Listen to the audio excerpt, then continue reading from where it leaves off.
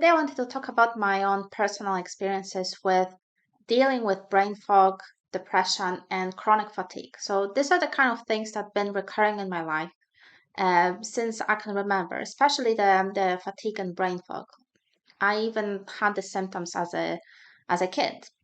So I'm lumping all of this together with depression because the moment I started improving my brain fog and the fatigue, my depression also started improving. So I haven't been formally diagnosed with depression or with any kind of health issues, and it's been something that's been kind of recurring in my life, um, slowly getting better over the last, I would say, 3 to 4 years. So the symptoms I've been experiencing is like I said, the brain fog, struggling to focus, and most importantly, lots of fatigue. So it would take me a while to maybe start work or to be productive or or sometimes even to focus on what I'm doing. And it's been kind of going on and off. So there were days where it could be very bad, where I would just, give up on doing anything productive. And there would be days where I would be feeling completely fine. So I think that is the nature with the chronic fatigue syndrome, whatever you want to call it, or maybe depression, that it is kind of on and off nature. So it's not there permanently. I'm in my early 30s now, and I've spent most of my 20s trying to fix myself. So, fix myself as in doing various therapies, reading, learning about psychology, trying to change my thoughts, my mindset, maybe my emotional health. And a lot of it really helped, especially in terms of various strategies and coping kind of tools that I've developed. But that wouldn't help with my my fatigue, my burnout, my brain fog, and my recurrent depression. So however you want to call it. So I see it as a cluster of symptoms representing some kind of underlying thing, which isn't psychological in nature, and that kind of led me to um, try more than just psychology. So I know there are some people that tell you, oh yeah, you have to eat better, you have to exercise, you have to sleep well. But in my opinion, it doesn't really hold much meaning. At least it didn't have much meaning for me personally. It's all this just generalized advices that don't mean anything in particular, especially didn't mean anything to me. I knew maybe if I did change something, maybe something could improve. But a big part of me was still attached to this idea that I could solve everything um, by using psychology. But again, that didn't work. And I think it's very easy to get lost in this mindset that maybe if you're depressed or you have anxiety or you experience this kind of mood related symptoms, that you have to fix it with psychology, you have to fix it with therapy, you have to fix it by changing something in your mind or talking about it or doing something around psychology. And I think it's extremely easy to get lost in this mindset on this and kind of be on that continuous trip of trying to figure out what's wrong with you or what you should change or how you should change it. So the way I changed myself, or rather the way I improved my symptoms, um, is by using specific diet and quitting alcohol altogether. So I don't drink for almost a year now. So alcohol is a socially acceptable poison. Like regardless if you drink, if you have one glass a week, if you have one glass a month, or one even glass every few months, in my opinion, that is still poisoning your body basically, and it has basically a cascade of effects on your mood, on your hormones, on your neurotransmitters, essentially throwing everything out of balance. So I think socially, um, I think it's one of the biggest social scams out there. Kind of that normalized poisoning yourself, poisoning your body. So the moment I did that, Again, I did that almost a year ago. Um, I've noticed tremendous changes in my mood, in my health, in my energy levels. My chronic fatigue is mostly gone. So alcohol, at least for me, it's a big no-no these days, especially. And I would advise for anyone drinking, regardless if it's just a little bit, little bit every day, or one drink a week, or one drink a month, to try and go for at least 3 months without it, in order to improve their mood and kind of stabilize the energy levels. And the second thing that really made huge changes to my health really is changing my diet. So I'm on a really low carb diet, and I do avoid sugar. I avoid bread, wheat, all sorts of really high carb foods that kind of you know create this spikes of energy, or spikes of um whatever you want to call it, spikes of sugar, or spikes of energy, really, that then lead me to get crashed, basically. So diet has been a huge thing for me for years now. So I did have some mild health problems a few years ago that led me to basically start being desperate for changing my diet. Um, so I didn't have much luck with doctors. I didn't have much luck with the mainstream all the mainstream healthcare professionals who didn't even know what's wrong with me, but all I was experiencing was some kind of digestive symptoms and fatigue, and brain fog, all this kind of depressive symptoms, all kind of seemingly correlated together. So I took a brave step for going on full carnivore diet for about a year. So that helped me to remove everything from my diet.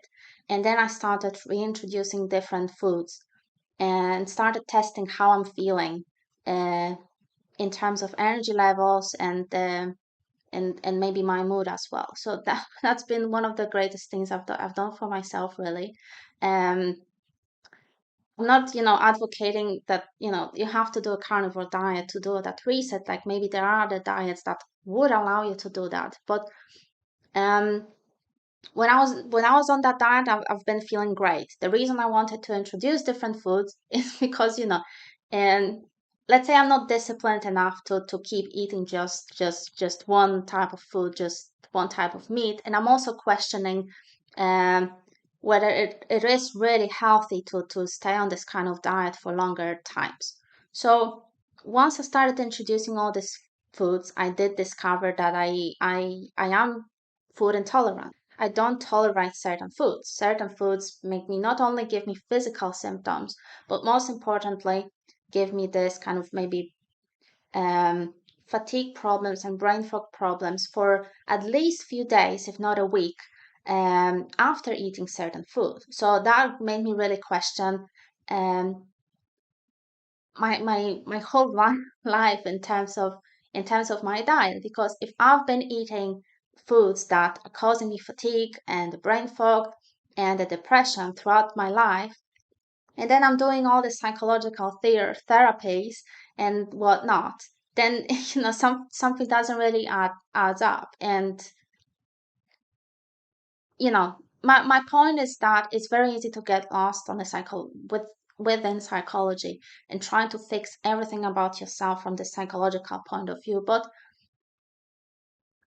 in some ways, and I'm not saying that is 100% applicable to every single case, but I would say that in many cases, I wouldn't even try doing any kind of psychological psychotherapy before adjusting your diet, before making sure that you are somewhat healthy on the physical level.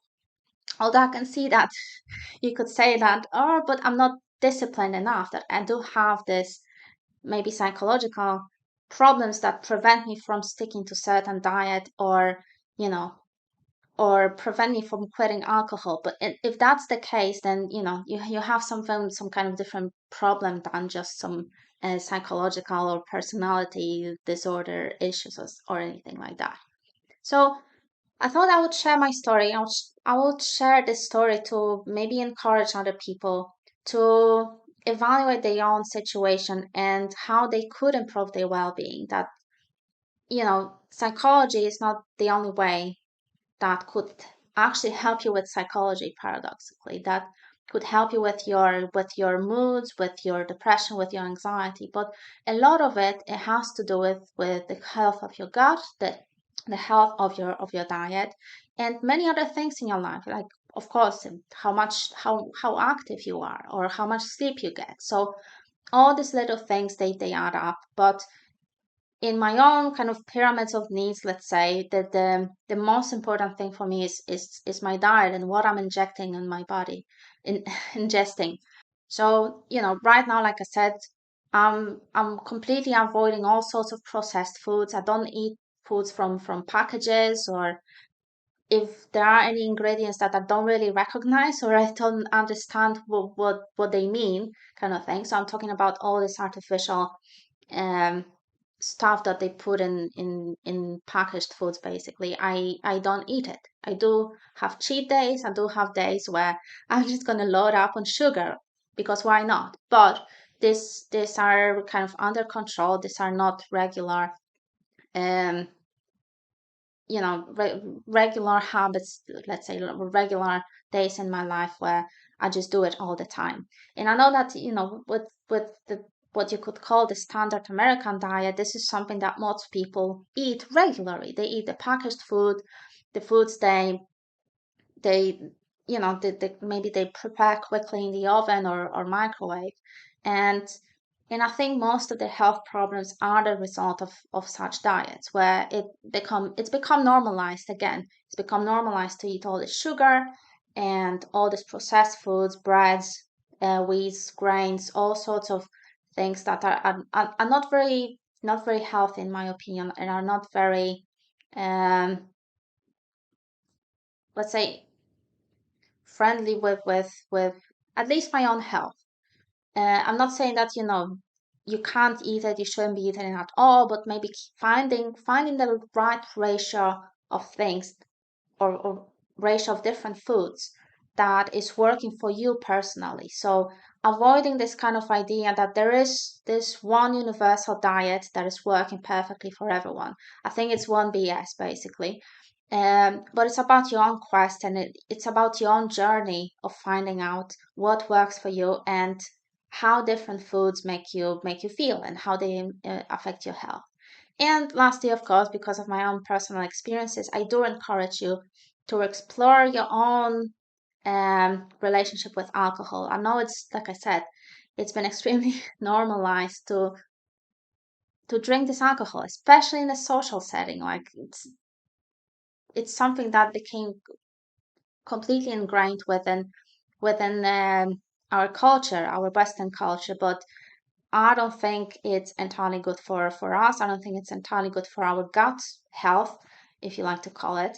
So I would encourage you to explore that relationship as well.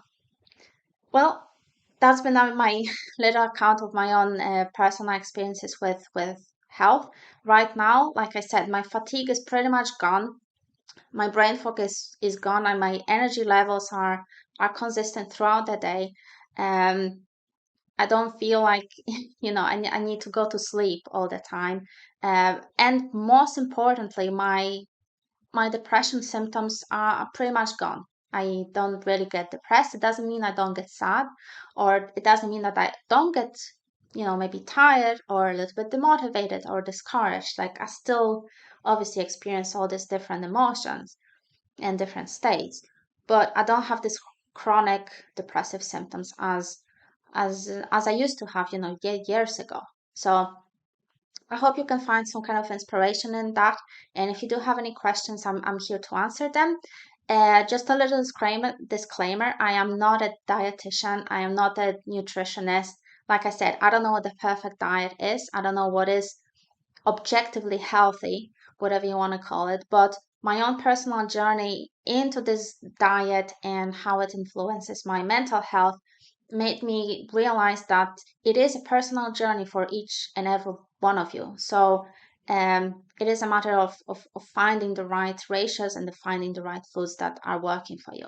So thank you very much for joining me today, and I'll see you next time.